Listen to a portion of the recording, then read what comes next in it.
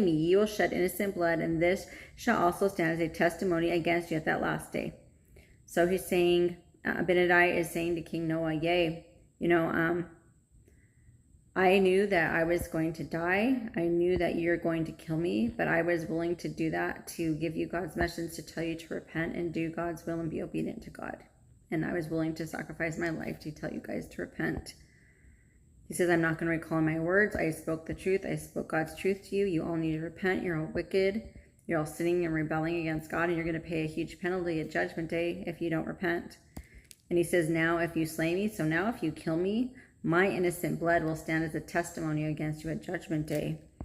And then verse 11, and now King Noah was about to release, so King Noah was going to release Abinadi.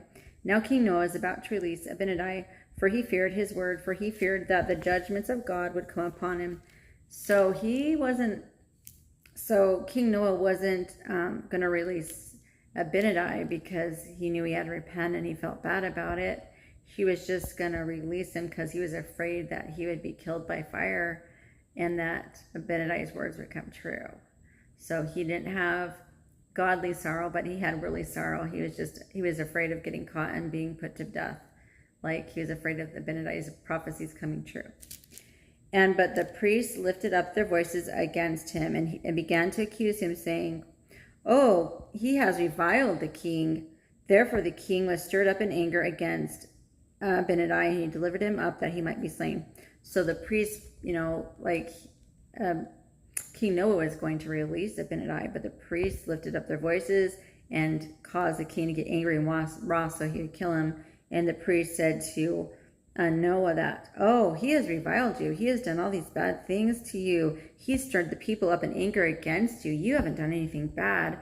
Put Abinadi to death.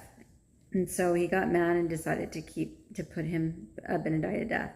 And it came to pass that they took him and bound him and scourged his skin with faggots, yea, even unto death.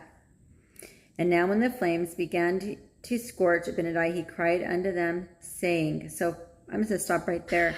So poor Abinadi, they took him and they put him over fire. So he's standing on top of fire, flames all around him. Then they took these hot pokers, and they were like sticks with like fire pokers that were hot on the end, and then they were like, I don't know how long they did it, for hours and hours. They're poking him, they're torching him with these hot fire pokers all over his body. So I can't even imagine the pain he was in. And then he's being burned to death at the same time. So let's read that again.